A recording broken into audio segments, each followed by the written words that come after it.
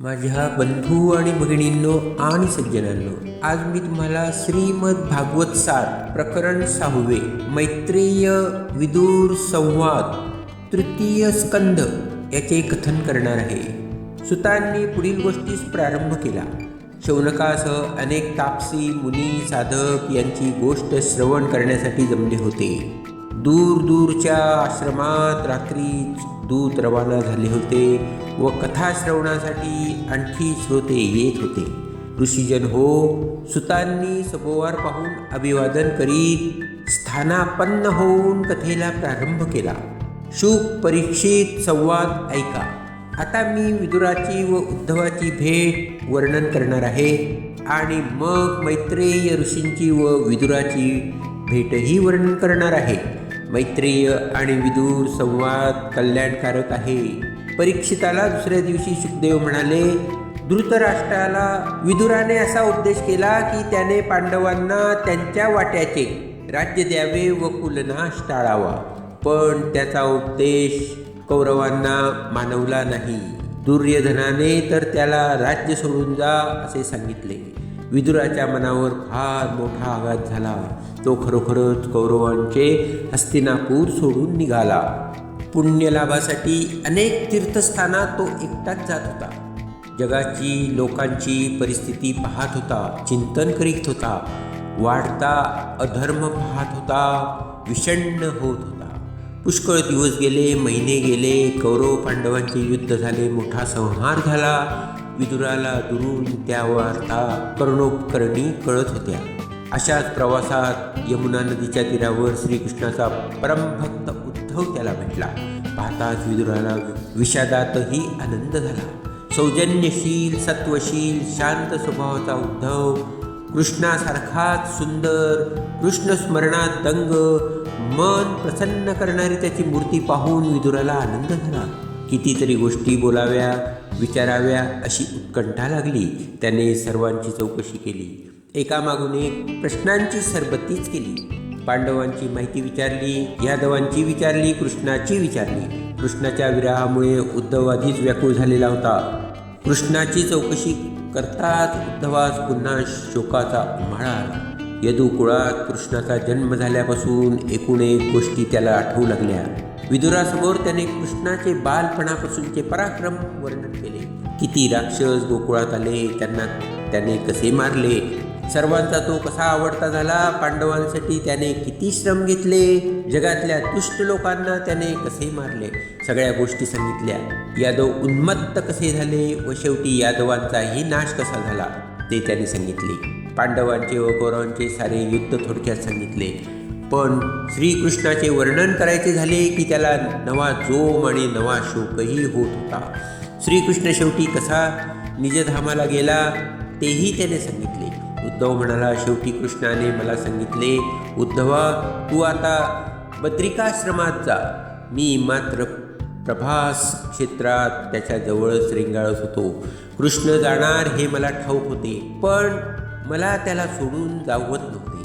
कृष्णाने म्हटले, उद्धवा माझ्याजवळ राहावेसे तुला वाटते, पण यादवांसकट मी गेल्यावर काय? माझे ज्ञान लोकांना सांगायला तू मागे राहा. मी तुला सगळे ज्ञान सांगून ठेवतो. तू बद्रिकाश्रमात जा, तिथे राहा. यादव गेले तरी तू राहशील. विदुराला अशा प्रकारे सांगता सांगता उद्धवाने आधी आपले मन आवडले, मग अश्रू पुसले. विदुराने विचारले, पण उद्धवा जो उपदेश तुझ्या कृष्णाने स्वतः केला तो तू मला नाही का सांगणार? उद्धव म्हणाला, हो, बरे आठवले. बद्रिकाश्रमात मी जात आहे.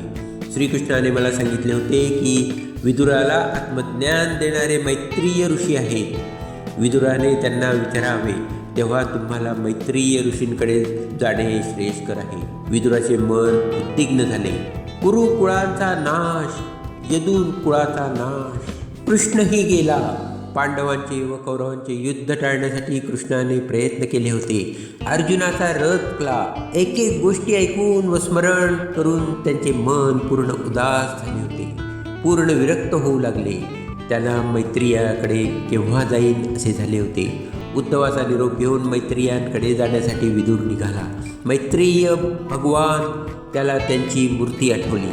अत्यंत ज्ञानी सोज्वळ शांत मुद्रा, खांद्यावरून रुळणारा पिंगट सोनेरी मऊ मऊ केशसंभार, छातीवर रुळणारी दाढी, नेत्र नीलकमलाच्या पाकळ्यांसारखे, सभोवती खेळणारी दिव्य प्रभा, शुद्ध अंतःकरण, मृदू संभाषण, तपस्वी असूनही विलक्षण प्रमाणबद्ध सुंदर शरीर. जगातला श्रीकृष्णाच्या ज्ञानाचे दान करण्यासाठी कलियुगाचे मुख्य अधिकारी राहणार त्यात उद्धव व मैत्रेय. सनकादिक व भृगू विदुराला वाटले लवकरात लवकर हरिद्वारी जावे. ते मैत्रीय ज्ञानी व प्रेमळ आहे. आत्मज्ञान त्यांच्यापाशी आहे. भव्य उदात्त गौरव वर्ण मैत्रेय ऋषींचे मनोमन स्मरण करीतच विदूर हरिद्वाराला निघाला. दुर्योधनाने त्यांच्या उपदेशही धुडकावून लावला होता हे विदुराला आठवले. शुक परीक्षिताला सांगत होते व तोच हा सर्व इतिहास शौनकात सहित ऋषींच्या मेळाव्यात सूत सांगत होते. शुकदेव पुढे म्हणाले, परीक्षिता, मैत्रीय हे हरिद्वारी राहतात. विदूर हरिद्वारी गेला. तो त्यांच्या पवित्र आश्रमी गेला. विदुराचे त्यांनी प्रेमाने स्वागत केले. विदूर का आलेला आहे हे त्यांनी ओळखलेच होतेच. विदुराने उचित रीतीने त्यांना आत्मज्ञानविषयक प्रश्न विचारले. तो म्हणाला, भगवान, जगात लोक सुख प्राप्तीसाठी धडपडत असतात, पण त्यांचे दुःख दूर होत नाही व कायम सुख मिळत नाही. दुःखातच भर पडते. शांती व सुख कशामुळे मिळेल? भगवंताने अवतार घेऊन ज्या पराक्रमाच्या गोष्टी केल्या त्यांचे स्मरण करता करता संसारातले लक्ष सुटून जाते. ते ज्यांना कळत नाही ते लौकिक गोष्टीतच रमलेले असतात. मोक्षाचे साधन कोणते? सृष्टी निर्माण कशी झाली? राम कृष्ण आदी अवतारांचे कार्य कसे झाले? परम कल्याण कोणते? मैत्रेय म्हणाले, श्रीकृष्णाने निजधामाला जाण्यापूर्वी मला सांगितले होते. हस्तिनापूर सोडून विदूर तीर्थयात्रा करीत आहे. त्यांचे मन उदास झालेले आहे. तो साक्षात यमधर्मच आहे. त्याला आत्मविषयक ज्ञानाची व जन्मातील जिज्ञासा लाभलेली आहे. मैत्रेया, तुम्ही मजपशी एकरूपच आहात. पुढे तर धर्मरक्षणाचे कार्य तुम्ही मोठ्या प्रमाणावर करणार आहात. विदुराला तुम्ही उपदेश करा. तो मग हस्तिनापूरला परत जाईल आणि धृतराष्ट्र, गांधारी, कुंती यांच्यासाठी पुन्हा परिव्रजा स्वीकारील आणि योग्य वेळी त्यांचा मूळ स्थानाला योगाने देह सोडून जाईल. तेव्हा हे विदुरा, श्रीकृष्णाचे स्मरण करून मी तुला मुख्य सृष्टीक्रम व तत्वांचा निवाडा सांगतो. विदुराला आनंद झाला. मैत्रेयाची योग्यता तो जाणून होता. आपण यमधर्म आहोत ह्या सत्य गोष्टीचे मैत्रेयांनी त्याला स्मरण करून दिले. गुरूंचे हे कार्यच असते. त्याने पुन्हा एकदा नमन केले व श्रवणोत्सुक होऊन तो त्या महर्षींसमोर बसला. सृष्टीच्या आधी एकमेव परमात्माच होता. तेथे पाहणारा कोणीही नव्हता व दृश्य जगतही नव्हते. त्याने महत, अहंकार, पंचभूते, पंचतन्मात्रा, मनासह 11 इंद्रिये अशी सृष्टी निर्माण केली. पण त्यांच्या परस्परांशी संबंध येईना व संघटित सुव्यवस्थित सृष्टीच घडेना. तेव्हा परमात्म्याने त्या तत्वांच्या समुच्चयात स्वतःच प्रविष्ट होऊन सचेतन असा विराट पुरुष उत्पन्न केला.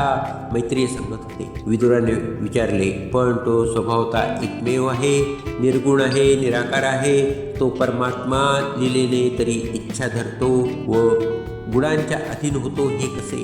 मैत्रेय म्हणाले, जो परमात्मा नित्य मुक्त आणि बंधरहित आहे तो बांधला गेलेला दिसतो. पाण्यात चंद्राचे प्रतिबिंब पडते. पाणी हलले की प्रतिबिंब हलते, पण चंद्र हलतो का? तसेच परमात्मा स्वरूप अढळ राहते. मायेच्या गुणांबरोबरच ते प्रतीत होते तेव्हा ते बद्ध वाटते. परमेश्वराची लीला तर हीच आहे. पण परमात्म्या स्वरूपाची भक्ती उत्पन्न झाली की भेदभाव नाहीसा होत होता. क्लेश होतात ते जीवाला मायेने मी व माझे म्हटल्यामुळे होतात. विदुर म्हणाला, हा संशय आता फिटला. आत्मस्वरूपालाच वेदांनी आदिपुरुष म्हटलेले आहे. तर आता या आदिपुरुषाच्या ब्रह्मदेव आदिविभूती मला सांगा. मैत्रेयांनी त्यानंतर शेषशाही विष्णूच्या नाभिकमलातून ब्रह्मदेव निर्माण झाला ते सांगितले. ब्रह्मदेवाने त्या आदिकमलाचा आरंभ शोधण्याचा प्रयत्न केला, पण त्याला कमळाच्या देठातून मुळापर्यंत जाता येईना. तो कमळातच बसून तप करू लागला. त्याला त्यानंतर 10 सहस्त्र फणा असलेल्या अनंत स्वरूप शेषावर भगवान विष्णू एकटेच पोहडलेले दिसले. त्यावेळी कमळ, जळ, वायू, आकाश व आपले 4 मुखे असलेले शरीर एवढेच ब्रह्मदेवाच्या दृष्टीस पडले. सृष्टी व लोकरचना करावी तशी त्यांची इच्छा झाली. ब्रह्मदेवाने विष्णूंच्या त्या व्यापक स्वरूपाची स्तुती केली. प्रभो, तुमच्याशिवाय जगात दुसरे सत्य काहीच नाही. मी तुम्हाला शरण आहे. तुम्ही विश्वाचे कल्याण करणारे आहात. जे विषयात गुंतात ते तुम्हाला ओळखू शकत नाहीत. इंद्रिय व त्यांचे विषय यांचा प्रभाव हीच माया. त्यामुळे मनुष्य स्वतःला वेगळा समजतो व एकत्व विसरतो. तुमचे गुण श्रवण करून व साधू संगती करून तुमचे महत्त्व व स्वरूप कळू लागले. तुम्ही प्राणीमात्रात आत्मस्वरूपाने राहता. तुमची भक्ती करून तुम्हाला प्रसन्न करून घेणे हेच मनुष्याचे परम कर्तव्य आहे. जगाची उत्पत्ती व संहार ही तुमचीच लीला आहे. प्राण जाताना तुमचे स्मरण केले तर ब्रह्मपद प्राप्त होते. तुम्ही नित्य आहात व जन्माला येता असे प्रमाणे वाटते, पण खरे अजन्माच आहात. तुम्ही स्मृती व काल आहात. तुम्ही विश्वाचे एकमेव मित्र आहात. भक्तांची इच्छा पूर्ण करणारे तुम्ही कल्पतरू आहात. तुम्हाला मी पुन्हा पुन्हा नमस्कार करतो. ब्रह्मदेवाची स्तुती ऐकून विष्णू भगवान म्हणाले, हे वेदगर्भा, विषाद करू नको. सृष्टीची रचना करण्यास तयार हो. पुन्हा तप कर. भगवत तत्वाचे ध्यान कर. तू मला सर्व जीवमात्रात पहा व तुलाही तसेच सर्वत्र पहा. काष्टात अग्नी लपलेला असतो तो ज्याप्रमाणे असतो तसाच मी सर्व प्राणीमात्रात व चराचरात आहे. सर्व साधनांचे फळ हा माझाच प्रसाद असतो. मी जगातील प्रत्येकाचा आत्मा, आत्म्याचाही आत्मा व अत्यंत प्रिय, प्रेममय व प्रेम साध्यच आहे असे ध्यान कर व सृष्टी निर्माण कर. विष्णूचे ते केवळ स्वरूपही अंतर्धान पावले. ब्रह्मदेवाला सृष्टीची निर्मिती करण्याची प्रेरणा मिळाली. त्याने स्वर्गलोक, भूवरलोक व भूलोक हे निर्माण केले. मैत्रेय विदुराला पुढे सांगू लागले, विदुरा, ब्रह्मदेवाने नवविद्या सृष्टी निर्माण केली. ती महत्त्व, अहंकार, भूतसर्ग हे 3 भाग, इंद्रिये, ज्ञान व क्रियाशक्ती संपन्न, सात्विक अहंकाराने युक्त अशा इंद्रिय देवता व मन आणि अविद्या असे 3 भाग, तसेच वनस्पती, पशुपक्षी व मनुष्य असे 3 भाग मिळून 9 प्रकारची सृष्टी आहे. यापेक्षा 10वी सृष्टी म्हणजे देवता, प्रेत, पितृगण व असुर. सूक्ष्म लोकातच फक्त त्यांचे जीवन असते असे हे असुर यांची आहे. मनावर 5 प्रकारची आवरणे पडतात. सृष्टीच्या आरंभी ब्रह्मदेवाला असे दिसले की अज्ञानांच्या ह्या 5 वृत्ती आहेत. अविद्या म्हणजे न कळणे, अस्मिता म्हणजे मी वेगळा आहे हे वाटणे, राग म्हणजे आवड, आसक्ती, द्वेष म्हणजे तिरस्कार, क्रोध, नावड, अभिनिवेश म्हणजे देह हाच मी आहे असे समजणे. या अज्ञानातून मन पवित्र करून मग ब्रह्मदेवाने पुन्हा नवीन सृष्टी निर्माण केली. तीत सनकादी 4 कुमार निर्माण झाले. ते सृष्टीच्या उत्पत्तीत लक्ष घालण्यात ते निवृत्तीचे व मोक्षमार्गाचे अधिकारी झाले. ब्रह्मदेवाला त्यामुळे क्षोभ झाला. त्यातून भावना नावाचा पुत्र निर्माण झाला. त्याने उत्पन्न होताच रडायला सुरुवात केली. ब्रह्मदेवाने त्याचे रुद्र असे नाव ठेवले. तसेच त्याची 11 रुद्रनामे व त्यांच्या 11 शक्ती निर्माण केल्या. त्याला सृष्टी उत्पन्न करण्यासाठी आज्ञा केली. त्याने नाना प्रकारची भूतपिशाचांची निर्मितीच फक्त केली. ब्रह्मदेवाने ही सृष्टी थांबवण्यास त्याला सांगितले व चांगली प्रजा निर्माण करण्यासाठी रुद्राला अधिक तप करण्यास सांगितले. रुद्र तेव्हापासून उत्कृष्टते ते कसे निर्माण करावे याचे ध्यान करीत राहिला व जे जे हिणकस असेल ते व्यक्तावस्थेतून विलय करून संहृत म्हणजे आवरून घेतलेले करू लागला.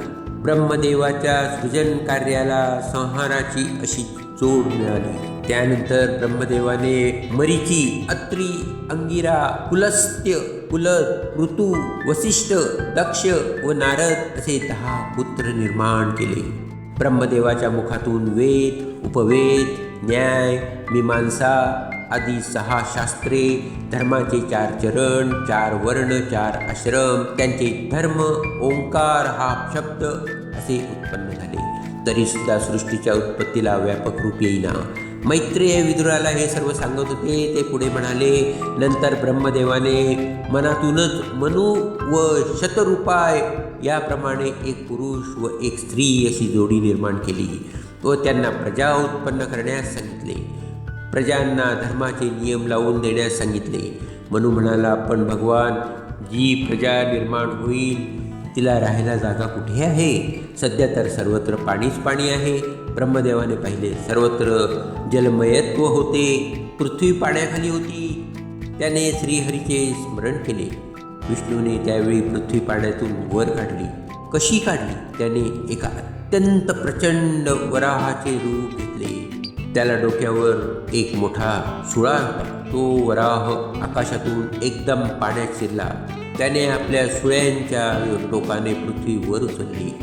सप्त पातळांपैकी रसातळ म्हणून जे पातळ आहे तिथून त्याने पृथ्वी पाण्याबाहेर काढली. पण हिरण्याक्ष नावाचा एक राक्षस तेथे होता. त्याने वराहाशी युद्ध केले, पण वराहरूपी विष्णूने त्यांचा वध केला. पृथ्वी पाण्यावर आली. मनुच्या प्रजेला राहायला जागा मिळाली. पाण्यातून वराह बाहेर आला तेव्हा ब्रह्मदेवाने ऋषींसह त्याची स्तुती केली. विदुराने विचारले, भगवान मैत्रेय, हा हिरण्याक्ष कोण आहे? त्याने युद्ध का केले? मैत्रेय म्हणाले, विदुरा, परमेश्वरी योजना अतर्क्य आहे. हिरण्याक्ष हा मूळचा विष्णूचा द्वारपाल जय हाच होता. विदुर म्हणाला, म्हणजे विष्णूच्या द्वारपालासही दैत्यांचा जन्म घेऊन रसातळात जावे लागले. काय झाले ते मला सांग. मैत्रेय म्हणाले, ती कथा मोठी आहे, पण मी तुला थोडक्यात सांगेन. प्रकरण 6 समाप्त.